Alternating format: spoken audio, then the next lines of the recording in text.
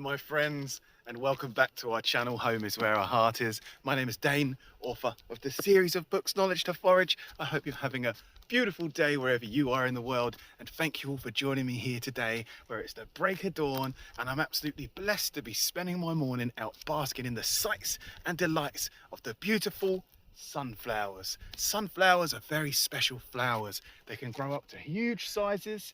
They bring many gifts to wildlife, plus they're great for our health too. So if you're interested, then come for a walk along this sunflower field with me and we'll dive into the world of the sunflower.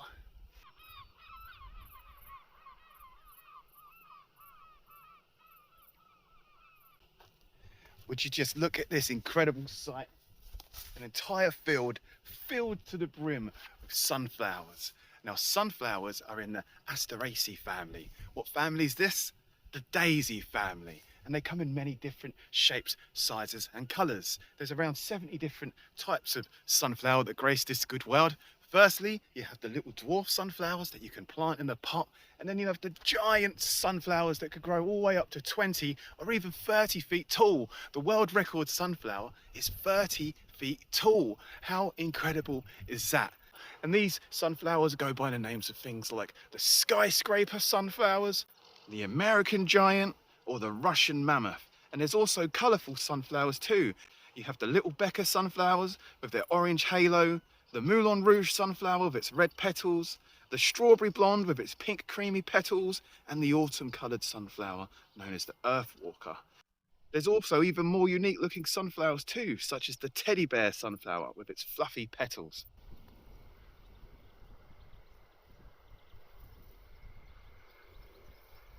Now, sunflowers are very special flowers because you see how it looks like it's just one giant big flower. This field looks like it's filled with giant flowers. What sunflowers are is this isn't actually one singular flower head at all. The center is actually made up of hundreds, or if not sometimes thousands, of tiny tubular flowers known as florets.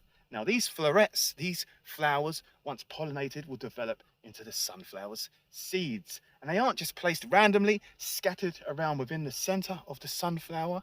These flowers follow a very complex spiral pattern, both clockwise and anti-clockwise. And it's actually a mathematical sequence known as the Fibonacci sequence. And this Fibonacci sequence can be found all throughout nature. You can find it in the center of sunflowers. You can find it in leaf structures of plants. You can find it in seashells, for example, pine cones, or even hurricanes, and the universe, galaxies spiraling themselves. So the next time you look within a sunflower, you can bask in the glory of the entire universe just swirling around in the center of this flower.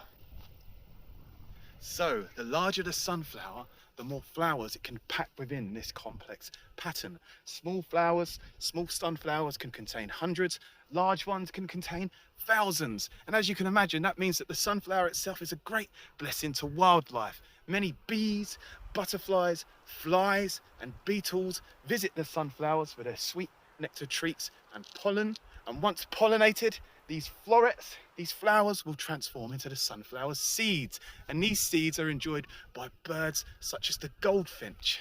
And you often see sparrows land on the sunflowers, plucking out its seeds. Now, the magic of the sunflower doesn't end there, because these beautiful golden gifts possess a very special ability. And this ability goes by the name of heliotropium. What is heliotropium, I hear you say? Well, heliotropium is when the sunflower watches the sun rise in the east and gazes upon it all day long until it sets at night. Then once the sun has set, the sunflower doesn't keep staring where the sun once was. It turns its head back towards the east because it knows the sun is going to rise again tomorrow. The sunflower, when young, tracks the sun, gazing upon this fireball in the sky all day long, twisting and watching it rise again, over and over again. But just like humans, the more it does this, the stiffer its neck gets, until ultimately a sunflower reaches full maturity, like these sunflowers here, and it's unable to gaze upon the beautiful sun anymore, and it gets ready to enter its second stage of life for when it develops its seeds.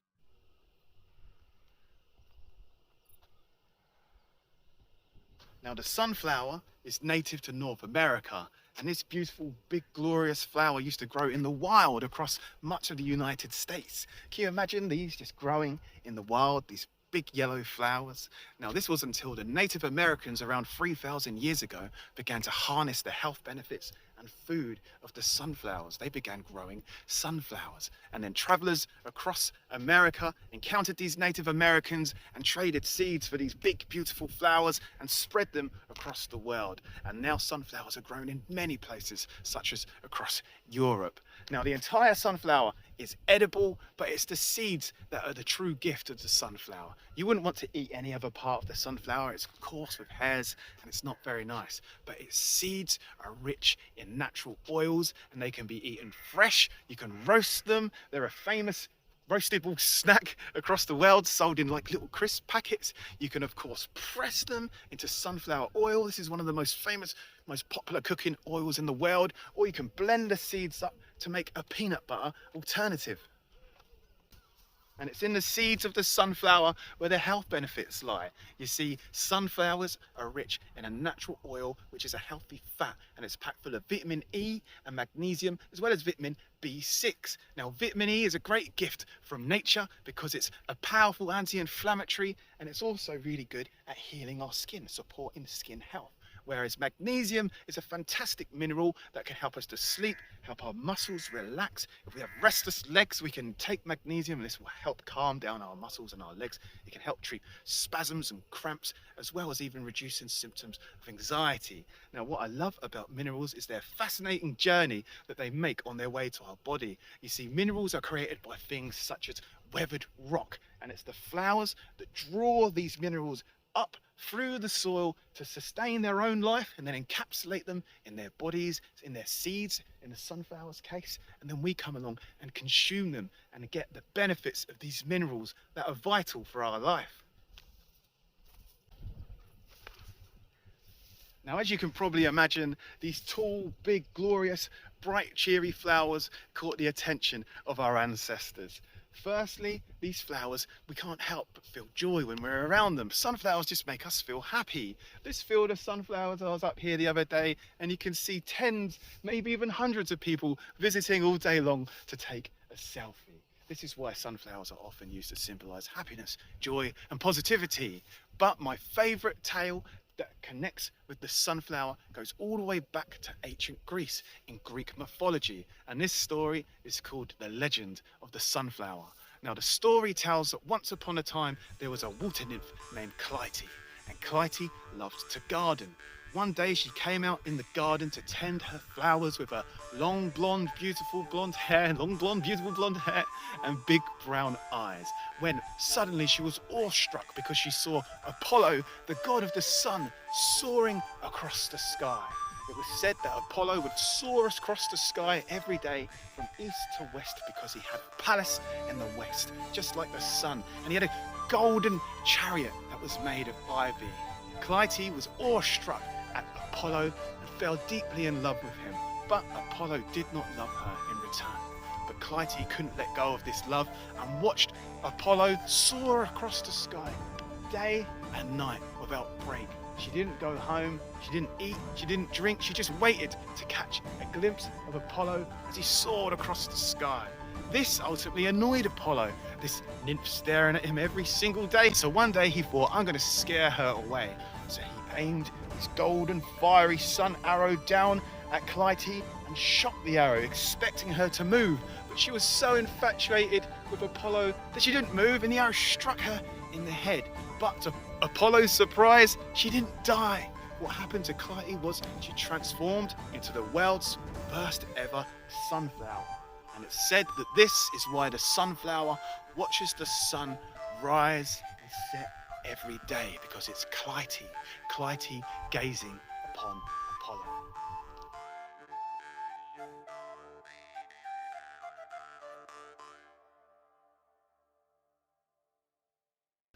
Speaking of Apollo, the sun has begun to rise. Apollo is now beginning his journey across the skies.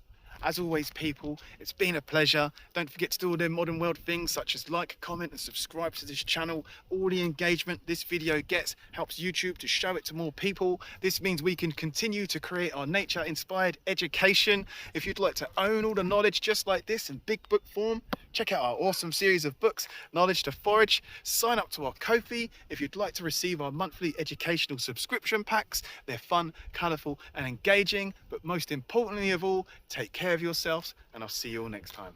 Peace. Advice from a sunflower. Stand tall, embrace the golden light, shine your brilliance day and night.